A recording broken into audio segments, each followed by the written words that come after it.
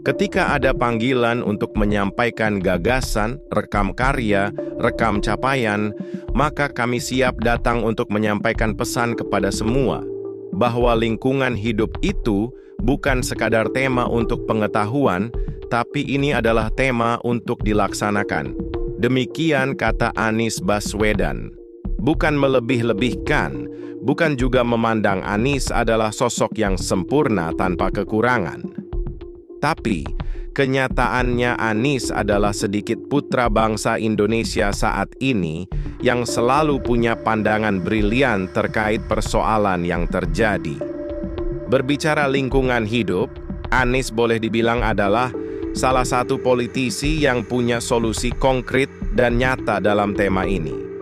Kemudian kita tahu negeri ini punya begitu banyak peluang. Dan pemerintah harus memastikan bahwa sumber daya yang diberikan oleh pemerintah untuk rakyatnya adalah sumber daya yang tepat. Kita menghadapi tantangan lingkungan hidup. Itu menjadi kenyataan bagi kita. Solusi menghadapi masalah lingkungan hidup, apalagi soal polusi udara, bukanlah terletak di dalam subsidi untuk mobil listrik. Yang pemilik mobil listriknya adalah mereka-mereka yang tidak membutuhkan subsidi. Betul? Kalau kita hitung, apalagi ini contoh, ketika sampai pada mobil listrik, emisi karbon mobil listrik per kapita per kilometer sesungguhnya lebih tinggi daripada emisi karbon bis berbahan bakar minyak. Emisi per kilometer per kapita untuk mobil listrik dibandingkan dengan bis berbasis BBM. Kenapa itu bisa terjadi? Karena bis memuat orang banyak, sementara mobil memuat orang sedikit. Ditambah lagi pengalaman kami di Jakarta, ketika kendaraan pribadi berbasis listrik, dia tidak akan menggantikan mobil yang ada di garasinya. Dia akan menambah mobil di jalanan, menambah kemacetan di jalanan. Jadi, yang didorong ke depan adalah demokratisasi sumber daya. Bahwa kita mengarahkan agar sumber daya yang dimiliki negara diberikan melalui sektor-sektor yang memberikan manfaat nyata bagi masyarakat banyak. Bukan semata-mata untuk mendapatkan perhatian dalam percakapan, apalagi percakapan sosial media. Salah satu solusi terkait tema lingkungan hidup adalah mengatasi polusi. Dalam hal ini, Anies perpandangan solusi atas masalah polusi udara bukan terletak pada subsidi untuk mobil listrik. Emisi karbon mobil listrik masih lebih tinggi daripada emisi karbon bus berbahan bakar minyak. Kalau kita hitung menurut Anies, contoh ketika sampai pada mobil listrik, emisi karbon mobil listrik per kapita per kilometer sesungguhnya lebih tinggi daripada emisi karbon bus berbahan bakar minyak. Kenapa itu bisa terjadi? Anies berpandangan, karena bus memuat orang banyak sementara mobil memuat orang sedikit. Ditambah lagi pengalaman kami di Jakarta, ketika kendaraan pribadi berbasis listrik, dia tidak akan menggantikan mobil yang ada di garasinya, dia akan menambah mobil di jalanan, menambah kemacetan di jalanan. Karena itulah kita ingin dorong ke depan. Insya Allah jalan-jalan tol yang sekarang sudah dibangun secara amat baik oleh pemerintahan hari ini, ke depannya nantinya dipenuhi oleh kendaraan-kendaraan umum berbasis dengan listrik ke depan. Kendaraan-kendaraan logistik berbasis listrik. Bukan pribadi, tapi kendaraan umum.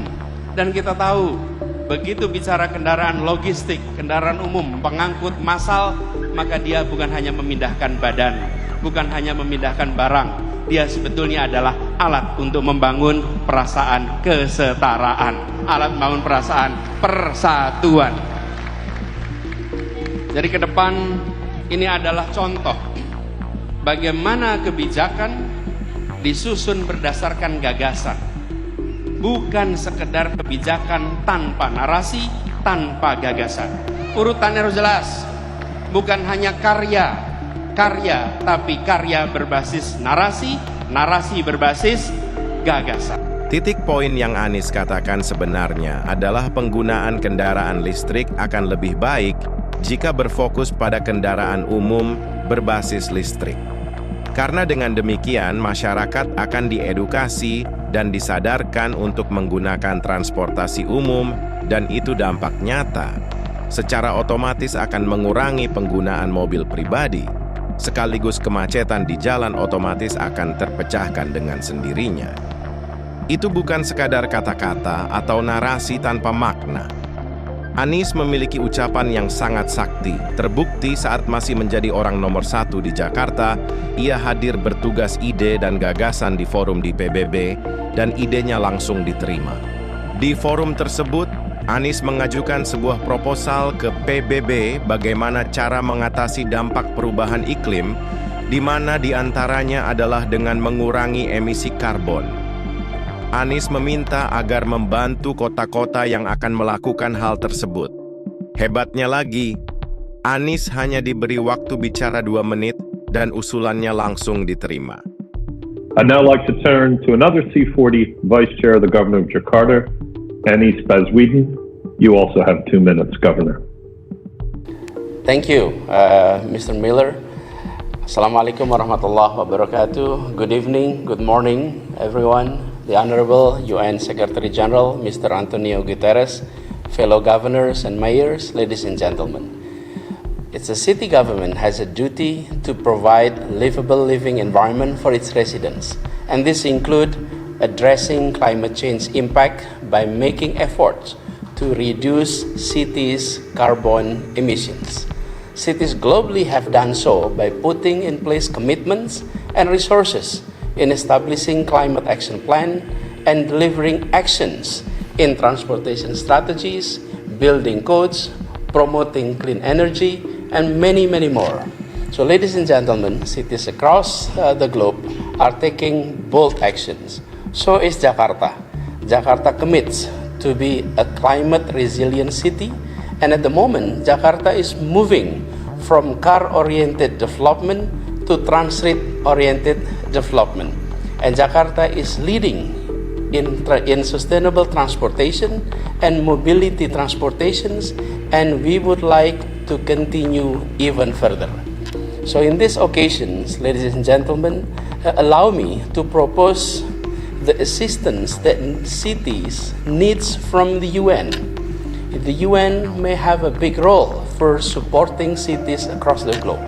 First of all, the UN could encourage countries to acknowledge the achievements of climate actions at the city level, and that need to be calculated as part of national determined contributions of climate actions. Secondly, within the United Nations capacity, the organizations could lend a hand to foster vertical and horizontal integrations at actions and at policy levels.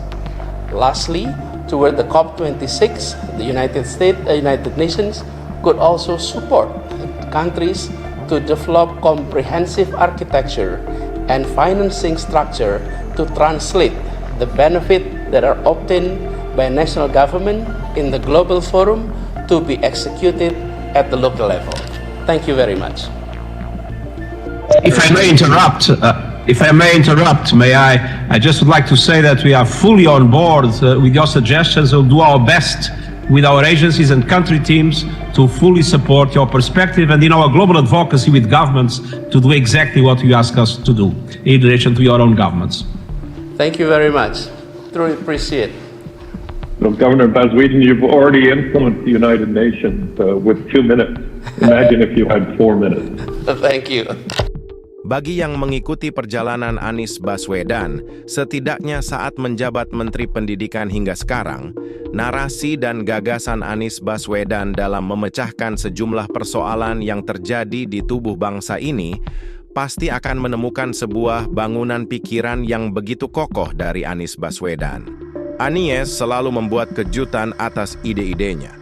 Anies berpikir apa yang orang lain tidak pikirkan, dan yang menjadi keistimewaan tersendiri adalah Anies selalu mengedepankan kepentingan publik. Yang Anies pikirkan adalah keberpihakan kepada rakyat kalangan menengah bawah. Ide, gagasan, dan narasi Anies Baswedan banyak yang telah terbukti dan itu mutsah dilacak melalui rekam jejaknya, terutama saat menjabat Gubernur Jakarta. Ya, Anies Baswedan adalah sosok tokoh bangsa saat ini yang memiliki kecerdasan di atas rata-rata. Dan yang paling utama, Anies selalu menjaga integritas, amanah, totalitas menjalankan tanggung jawab, dan semua bermuara untuk kaum pribumi dan kemajuan bangsa Indonesia.